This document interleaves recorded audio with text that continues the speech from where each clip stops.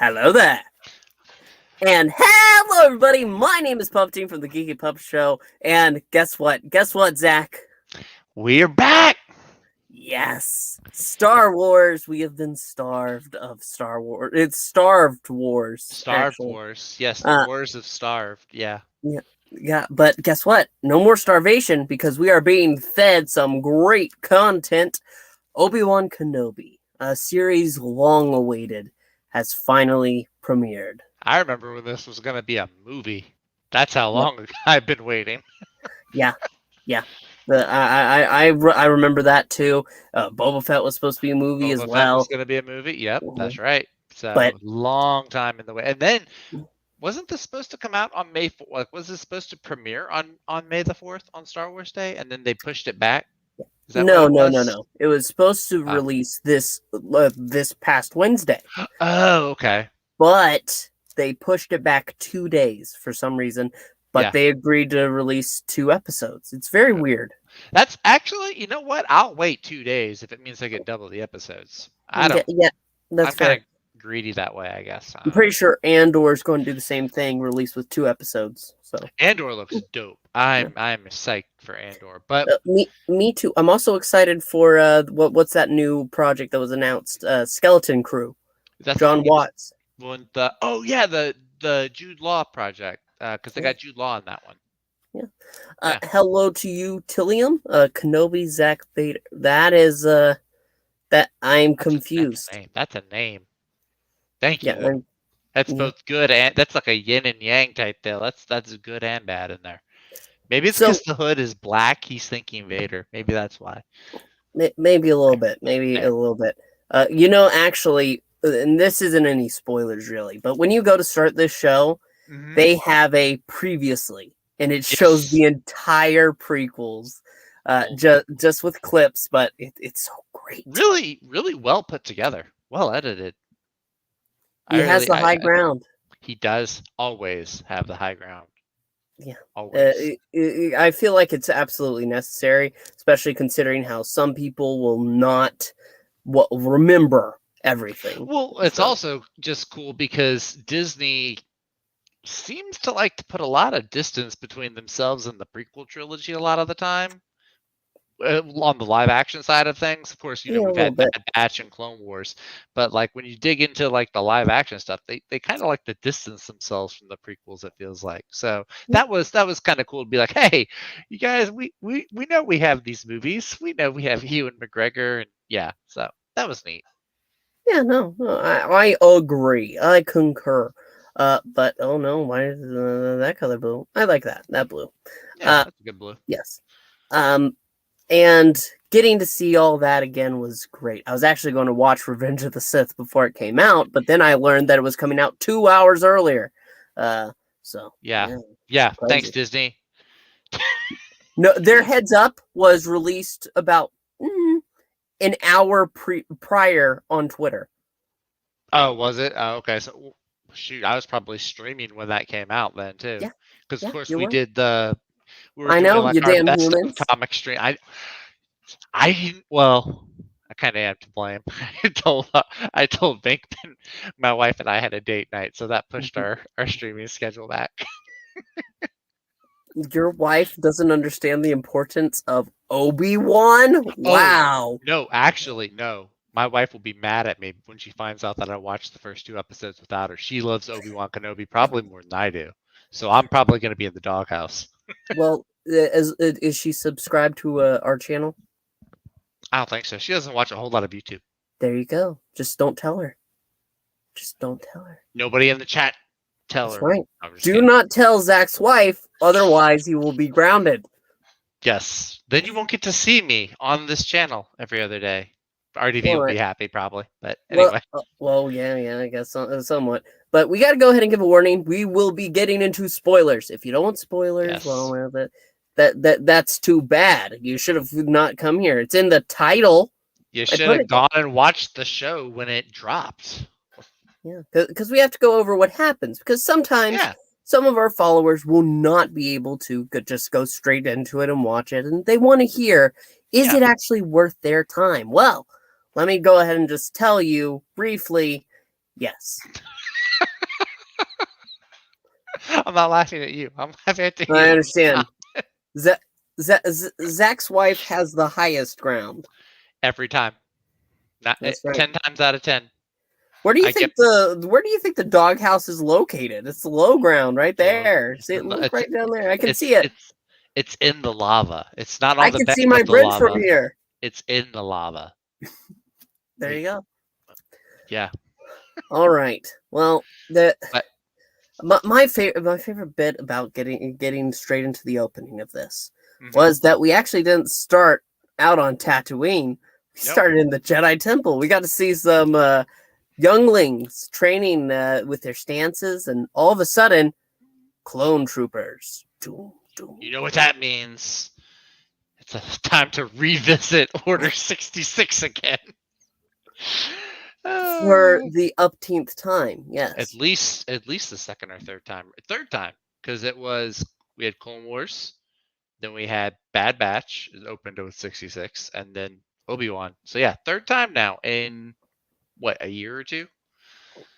Yeah, So, well, you can't escape Order 66.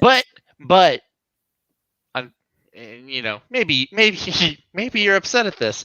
The younglings did appear to survive. At least this one particular group of younglings. It's like 4 or 5 of them, but their teacher did not. Yeah, no. Well, she gave her life trying to protect them, and thankfully, these younglings were smart enough to think, well, let's not stand here and ask, oh, Master Skywalker, what should we do? What are we to do? Die. No, they got out of there. So good on those kids. Although I have theories about at least one of those children, but I'll save that. No. I have a theory too, and honestly, it could have been done better. But we go straight from there to seeing 3 Inquisitors land on Tatooine. Yes. They are hunting a Jedi, mm-hmm. but not Kenobi. Not it's Kenobi. just some guy in a bar. Yeah, just a random Padawan-ish kind of guy. I don't know. He looks young enough to be a Padawan, but he would have been a youngling or a Padawan. Yeah. Oh yeah, because it's 10 years later. It is 10 years later. Yep. Mm-hmm. So. Yeah. So he ultimately is able to escape. Why? Because there's a new character. Deep breath. The third sister named Reva. She is impulsive, young, hot-headed, and utterly incompetent. And annoying. Yeah, because she's like a very obnoxious coworker. Yeah, they wanted to. The Grand Inquisitor was about to go ahead and just put him down, and because he wants him there for questioning, he wants answers about where to locate other Jedi if he can. But Reva, he sees the big picture. Yeah, he's a big picture Grand Master or whatever. Yep. But she does not see that. She just saw an opportunity and tried to slice him in half. Yeah, and ultimately that lets this young Jedi get away. So, 10 years since the fall of the Jedi. And we're wondering, where is Obi-Wan? The answer? Packing meat. Yeah, he's working at, again, another giant sand-dwelling creature on Tatooine. This one looks like a giant stingray. It's so huge. They have the meat packing. It's like directly sourced, so they have the conveyor belts right next to the giant carcass.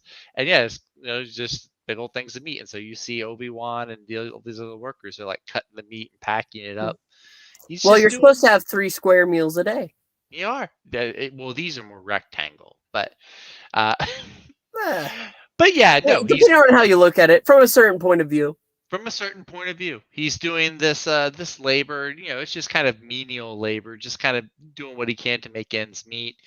Then we kind of get this little glimpse of what his life has been like. There's a transport that takes them from the meat packing carcass to the town.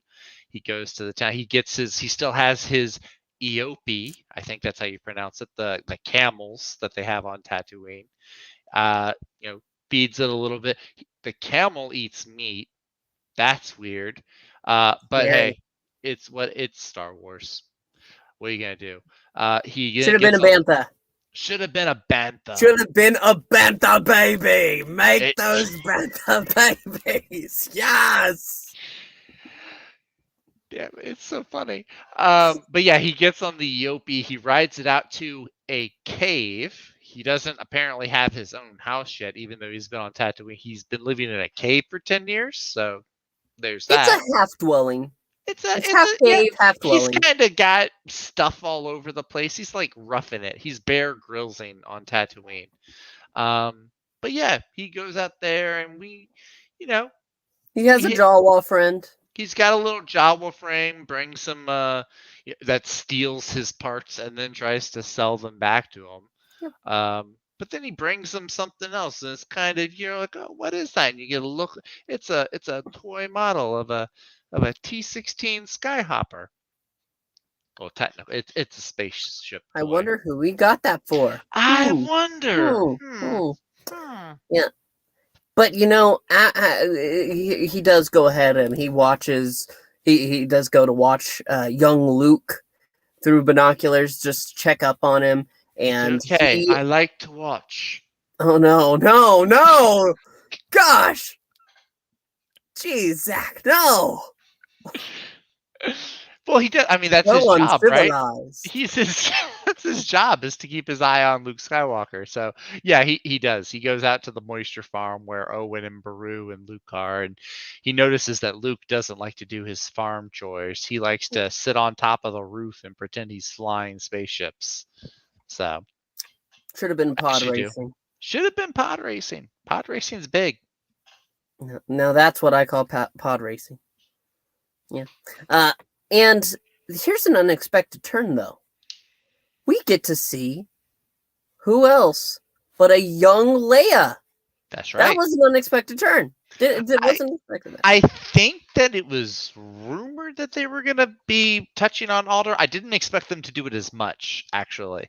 But yeah, it does cut to Alderaan, and we see what 10-year-old Leia is doing, which is shirking her royal responsibilities and going off to climb trees in the woods. It is actually, and the girl they got to play Leia is really, really good. She does a really good job as Leia. Luke, we only really see young Luke from a distance, so there's not really a whole lot to go off of. Yep. But yeah, young Leia, we get to see, of course, Jimmy Smits, I think is his name, returns to play Bail Organa. I think it's the same actress that plays his wife. And so, yeah, there's, Leia just kind of, you see her in these little bits, and she's like, the family wants her to be sophisticated, and they want her to grow up to be a senator. And she's like, well, I don't want to be a senator, and she wants to do all these other kid things. And her dad even says, well, that's probably why you'll be the greatest senator of all, since you don't want to be one. Yeah. But yeah, really fun stuff. But we get a peek, though. There's somebody watching. And ultimately, I don't feel like going scene by scene. Ultimately, what is predicted at that moment happens. She is kidnapped. Dun, dun, dun. Yes, right in the first episode. I do applaud it for being that fast paced. I was kind of, Book of Boba Fett had some good parts, but then other times it seemed like it dragged its feet a little bit. So I am glad Kenobi, at least, I mean, maybe it's because it only has 6 episodes, but it did, the plot was a good pace, I think. So yeah, she gets kidnapped by these kidnappers. They take her in their spaceship off planet, and we find out that these 3 seemingly random kidnappers were actually hired by Reva, the third sister. The third sister. By the way, side note, Inquisitors, they're okay. I really don't like the whole third sister, fifth brother, whatever. It's just have names. Do you need to have the numbers and the siblings? Well, that's not their fault. It's been that way for a while. That's true. That is true. Thanks, Dave Filoni. No, I'm just kidding. I love you, Dave Filoni. I'm just kidding. Dave, baby, buddy, my friend. Don't. We're just kidding around. We're just messing. I love the cowboy hat and everything. Yeah, I have my own cowboy hat. I understand. Maybe just have like Quinlan Voss survive Order 66 or something. No, I'm just kidding. That's a whole other nerdy Star Wars rant. I could go on. But anyway, But yeah, because Reva actually, there's this whole monologue that the Inquisitors do. They say like the Jedi can't help themselves when it comes to helping other people. Actually, I thought that was a really neat take on. I mean, that is what they're supposed to do, right? The Jedi have the code. They say the Jedi code is like an itch that has to be scratched. They can't help themselves. So Reva's thinking is she finds out that since Obi-Wan and Bail were very close during the Clone Wars by kidnapping Bail's daughter, Obi-Wan will be flushed out into going to save her, and then she'll swoop in, catch Kenobi, get the credit, and soar up in the ranks. Basically, is her thinking. So, well, there's a bit into that I'm going to go at the end here. Yeah, because with her kidnapped, we get to see as Bail does, in fact, call upon Obi-Wan. There's this old little communicator in the back that blinks for the first time in 10 years. I know the battery on that thing is insane. Yeah. Obi-Wan goes ahead, he answers it, and ultimately it is Bail and his wife saying, "Help us, Obi-Wan. You're our only hope." Because I'm kind of glad they didn't say that, because I would be okay, that would have just been too on the nose. But basically, I don't know. I would. There's a small part of me that would be like, "Oh," and the other part of me like, "Oh." Yes, good and bad. But no, they ask for his help, and Obi-Wan says, "Hire anyone else. You'll do better." Yep, because he is committing to the. I mean, well, we even see the Jedi that the Inquisitors are hunting comes across Obi-Wan in the desert in the middle of the night, and he recognizes him. He calls him out. He calls him Obi-Wan, and Obi-Wan's like, "Oh no, you've got the wrong guy. My name is Ben. I'm not a Jedi." And so he's committing to the stay in hiding, live a normal life, keep your head down. Gotta commit to the bit. Gotta commit to the bit. And so he tells Bail, look, get a bounty hunter, send your army, there's a million other people. Go, I'm not the same guy I was 10 years ago. There's a cool guy with this very cool hat. He's blue. He might be able to help you. Yeah. He's not going to die for another 15 years. Yeah, right. He's got time on his hands, right? but Bail doesn't accept that answer. He actually goes to Tatooine himself. He should have got the Bad Batch. that would have been a good one. Though, wait a minute. This is 10 years later. We don't know what the Bad Batch is up to. They might still be alive. We don't know. Plus, Tamara Morrison only gets one cameo. So far. Hopefully we see him. Come on, Commander Cody. Anyway. Obi-Wan, he battles with this. He actually gets to argue with Lars a little bit earlier, and Lars' life is threatened by Reva. Oh, big surprise! But ultimately, he's saved by the fifth brother. But yeah, who calls out the Reva for being too rare? That's like everybody on the Inquisitor team is apparently tired of Reva's rashness and rushing in to kill people to try to get Kenobi, because they even tell it's like, listen, our job is to go after the smaller Jedi. Kenobi is like not our goal. That's Vader's goal, or higher up people. So he's gone. Deal with it. Yeah, right, exactly. But Reva's and you know what? If she was, because she is right, Kenobi is there, and she can go ahead and get him out, but she has no pause button. She's got no breathing room. She doesn't think, she acts, and her actions are utterly ridiculous. Yeah. But enough of that, because Kenobi accepts, and begrudgingly, but yes, he does. Then he rides his Eopie out to the middle of nowhere in the desert and remembers exactly the spot. Well, I mean, I'm guessing he's a Jedi. He can detect. It was like a shock noise or something. Like you were just so shocked. I heard guitar strings.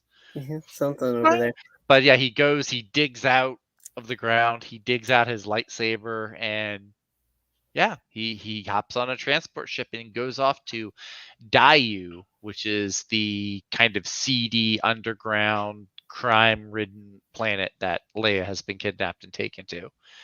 And I was You kind know, of there was a huge selection of city planets with grimy, dirty kind of yeah. settings that they could have done, but you know, Yeah.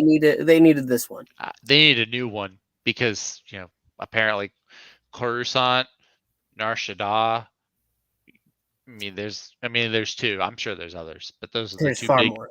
Oh yeah, there's far more seedy element planets that you could go to. But hey, it's a new planet. Is it completely new? It's not. There's nothing that really stands out about it. No, It's just it looks like if Hong Kong was in Star Wars. a little bit. Well, it's got some. It's very heavily like Asian influence. I don't, and there's parts of it that work, but it's just like it's parts of it that we've seen though on other planets. Like, okay, you want to see a seedy cityscape like you've seen Coruscant. About an hour each. About an hour, yeah. I think episode 2 might have been closer to 45-ish minutes, but yeah, close to an hour though. Yeah, Yes. so not Yeah. not too long. And we are back. Yes, the greatest evil of the galaxy, Darth Jar Jar. Somebody's you you also don't know the dark side. Silence, Jaja! Yes, we are still don't Paulo, need you have sleep. no idea. It's We been a need sleep. night. Yeah. I've done 2 streams before this. Yeah. Kind of your fault. But yeah, the puppet, the whip on the puppet. He just doesn't stop cracking that whip. But That's right. Yeah, well, you're the one who liked tracking whips, so but that's another matter. we're not doing that on Star Wars streams. This is where I draw the line. Anyway, So going into episode 2, not episode the movie, Kenobi episode 2, not part Attack of the 2. Clones. Part 2. That's it, yeah, part 2. So yeah, now Kenobi is on Dayu, and he's kind of, he's walking around, he's trying to get information. One of my personal favorite parts, he walks past a clone trooper veteran who's out on the street just kind of begging, and it's Tamura Morrison. He's got like a beard and his armor's all scuffed and old. I thought that was a pretty cool little scene. Then you also, there's normal everyday stormtroopers that walk by, but eventually he finds his way to, I guess, the drug dealing street where all the kids are dealing drugs now. I'm surprised nobody asked him if he wanted death sticks. I would have laughed if they had asked him if he wanted death sticks. Well, at this point, he might actually take some. He might. Who knows? But he should have told the lady that comes on up and says and said, "Go rethink your life." But go rethink your life. Yeah. But But instead, oh hey, what's up, Skip? He's you awake too, huh? Yeah, he's watching it right now. So you enjoy that Obi-Wan Kenobi. We certainly have thus far, but we'll get into more of that. Yeah, definitely.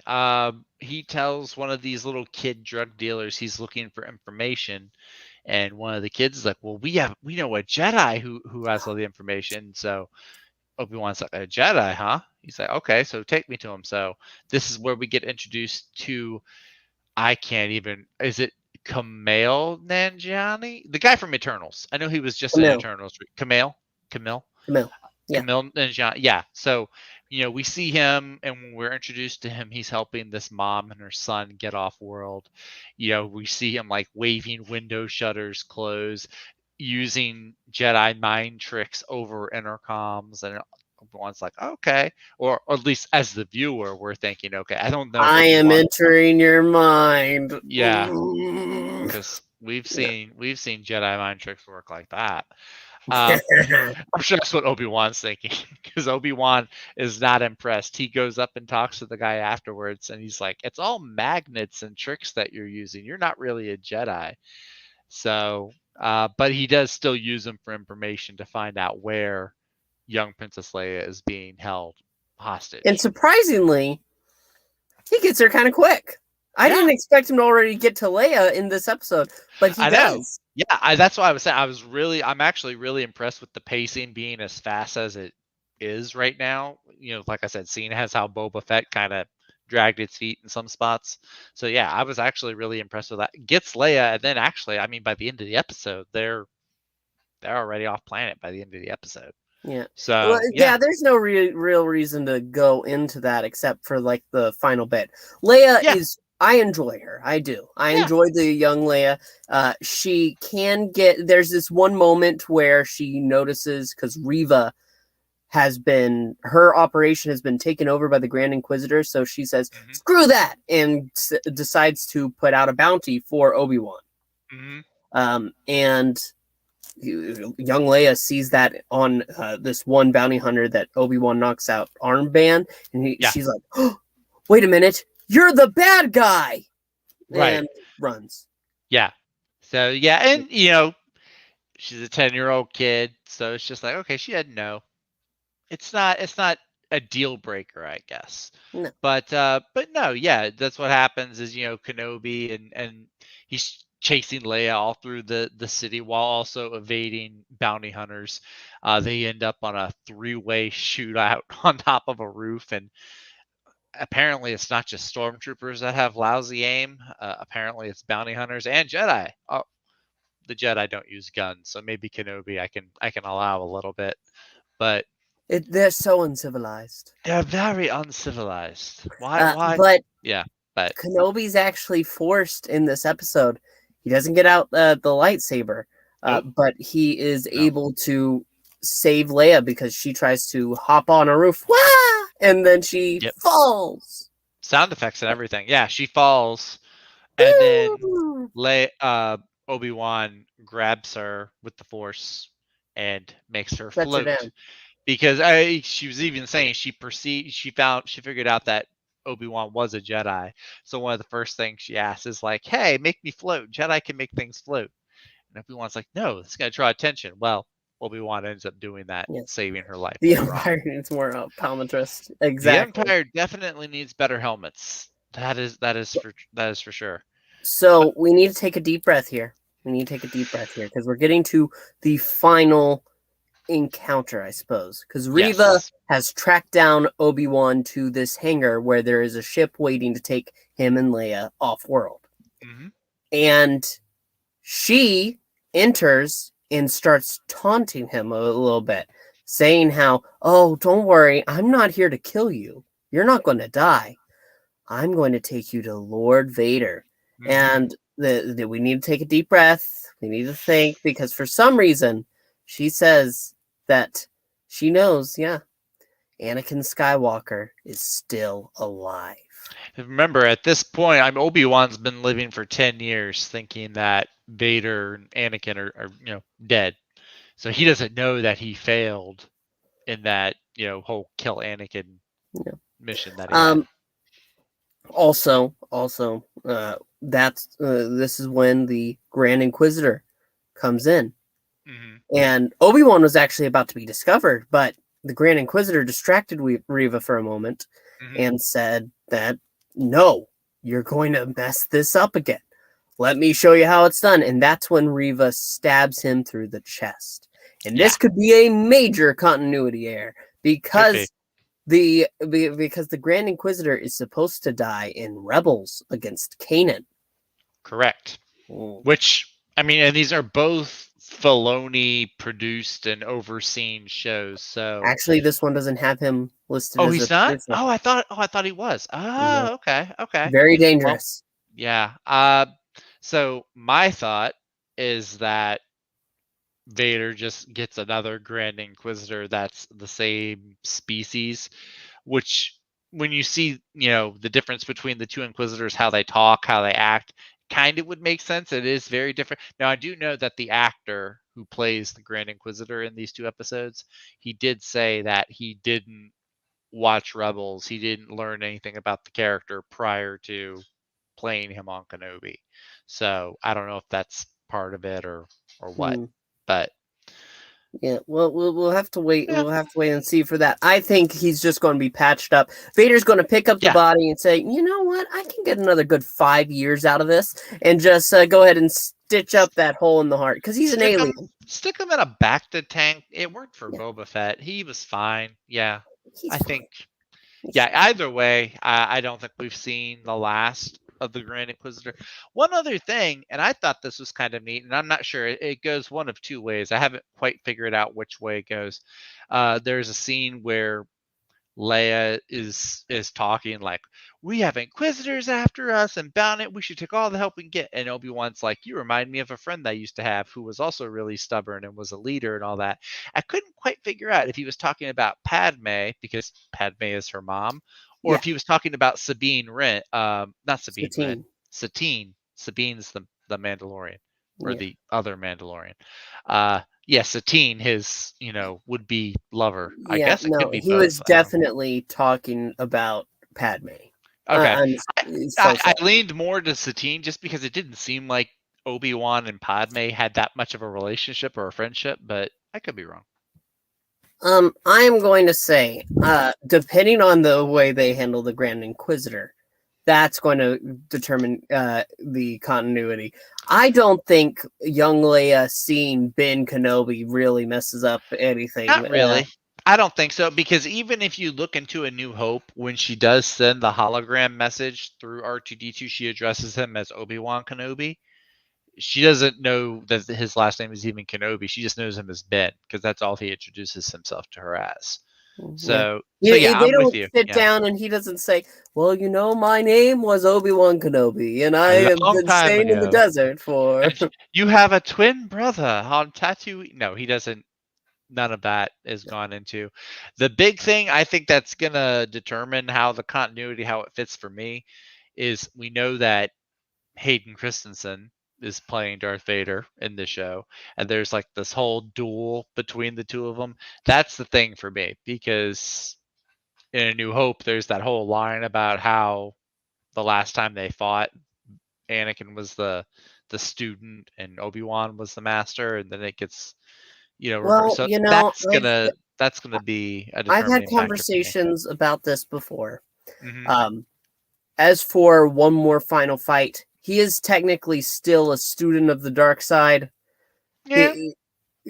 So I mean, you could still say he is under the Emperor's thrall. So yeah, I guess he could. I am curious to see how it unfolds, because we're already 10 years in at this point, which means, isn't it like, how old is Luke in A New Hope? Is he like 18, 17? Yeah, 18, so it's about. It might be you're 10 almost years, at the might be 8 halfway years. point. Yeah, you're about at the halfway point to A New Hope. So I'm just kind of curious to see how it unfolds. But overall, I think it's really these episodes are really good. They were really good. I don't good, yeah. care for Reva, but there's so much good. It felt like a sequel to Revenge of the Sith. Yeah. And honestly, when compared to The Mandalorian and Book of Boba Fett, which that I loved, this one felt like a movie. Yes, definitely. I'll be very curious once we've seen all 6 episodes come out. I'll be very curious to see if this could actually just have been done as a movie, even a 3-hour movie. I'll be curious if there's stuff that could have been cut or if it could have been put together differently. But no, overall, these 2 episodes were really good, very nicely paced. It's a brisk plot. You're not left twiddling your thumbs waiting for the plot to proceed. I think it moves at a good pace. But now I have to take a moment. Because Reva is right now a travesty, and it was completely it was messed up, because she could be better. Her being impulsive, hot-headed, okay, fine. It's annoying right now, but there's no context as to why she would be that way, why she's so eager to hunt down Kenobi, and why she wants to take him to Vader. Yes. I think that opening shot where we see the kids who say, okay, let's go ahead and run. If you had one of those kids look like, Reva, stop, turn her head, and she watches as Anakin is just plowing through Jedi with the clone troopers at her side, and it's like a reflection in her eye. Yeah. And then you jump 10 years, you would have provided just enough context to know that she is obsessed. Yeah. To know why she's obsessed with Vader.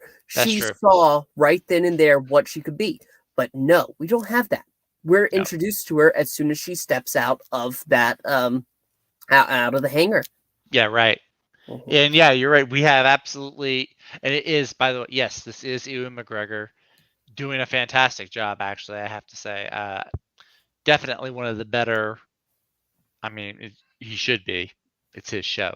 But yeah, doing a grade A job, I think. He does. There's some of these scenes where he like has these almost PTSD-ish nightmares. He plays the part really, really well as Obi-Wan. That's not this glorious Jedi Knight, but he's, blending in, like we said, keeping his head down, committing to living a normal life. He does do really, really good. He also has some really good scenes with young Leia, I think. The chemistry between the two of them. There's this funny scene where he's like, if anybody asks, I'm your father. She's like, my grandfather, maybe. Because he looks so old. You know what's really funny? What? She says that, but then you look at Jimmy Smits. That's true. Jimmy Smith. Wow, that's been 10 years. Bail Organa's had a rough 10 years. Yeah. But yeah, overall, though, I agree. I think this has been really good. Definitely better overall, I think, than the first 2 episodes we saw of Boba Fett. Which did have cool moments. Like the Sarlacc pit moments were incredibly cool. But I'm just saying, like, overall, I think that these unfolded way, way better. The director, Deborah Chow, I think she directed at least 1, maybe 2 episodes of Mandalorian. Yes. She did, and she does a really good job. I like seeing her as a director. I think she does really well. But yeah, that's. Oh, well, there's also the final shot that we have at the end of, So Obi-Wan is on this ship, and he's heard Reva say Anakin is alive. So now all he's thinking about is Anakin Skywalker being alive. From there, we get a sudden cut to Anakin I guess he's in a Bacta tank or something like that. Vader is in a Bacta tank whenever he's not in his suit. Yeah, exactly. So it's like you see him, his face. He doesn't have the helmet on or anything. It's just his face. You can see burn marks all over where the breathing mask isn't. And it's just him just sitting there breathing, waiting, biding his time. I'm actually really, really psyched to see Hayden Christensen come back because, I mean, he's like he learned how to walk, like do like a certain walk like Darth Vader did and everything. I'm really excited to see it. He also sounds like he was really happy to come back and do it. And absolutely. The interviews with with him and with Ewan, it's so good. So good. And those two, I mean, that was from my, coming up, the prequels were kind of in my formative, my tween age years. So those two were, I mean, I remember all the memes that we used to make about Hayden Christensen too and all of his bad lines, but now he's finally getting some respect. Yes. So I'm excited to see it. But we can't end this yet because we have to ask a question. Yes. Oh. Yeah. Sure. Where is he? What does Baby Yoda say? Okay, Baby Yoda, this is your time to shine. Go ahead. It was a little slow for him, I guess, but I think he liked it well enough. I think he's just jealous that young Princess Leia is maybe cuter than he is. Oh, you've scared him now. All right, thank you, Baby Yoda. Get out of here, Yoda. The sand does get everywhere. It's no wait for Mandalorian season. Oh yeah, it is. It is. That raises questions about packing meat in the middle of a desert. You think they ever unwrap it and there's just like grains of sand in that meat? Like, yeah, very unfortunate. Yeah. It is. Baby Yoda knows. But overall, I'm so excited to keep going with this show. I'm glad that we have decided to Bad Batch it this week. We will probably not Bad Batch it next week. Take a deep breath, Zach. It's okay. Yes. Sweet sleep. We'll probably do it at about like 10:45. Yeah, something like that. Yeah. 10:45 Wednesday nights because it's out on Wednesday. But that's true. It is out on Wednesdays. Yeah. But that's it for us. We want to thank you so much for watching. Please make sure to like, comment, and subscribe. We want to hear your thoughts on Obi-Wan Kenobi down below. Even if you disagree with us, even if you think it's the worst show, we still want to hear your thoughts. Tell us why. Because, Tell me why. I'm not going to, no. Yes. Ain't nothing but a... Okay, I take it back. No. Okay. I'm sorry. You dared me. But yeah, no, let us know in the comments if you liked it, if you haven't seen it, if you whatever. Just let us know. We'd be happy to get your thoughts on it. Check out the Ko-Fi too. But that's about it for us. We will see you next time for Obi-Wan Kenobi. Goodbye there. You want to go home and watch my show? Well, that's not going to convince them.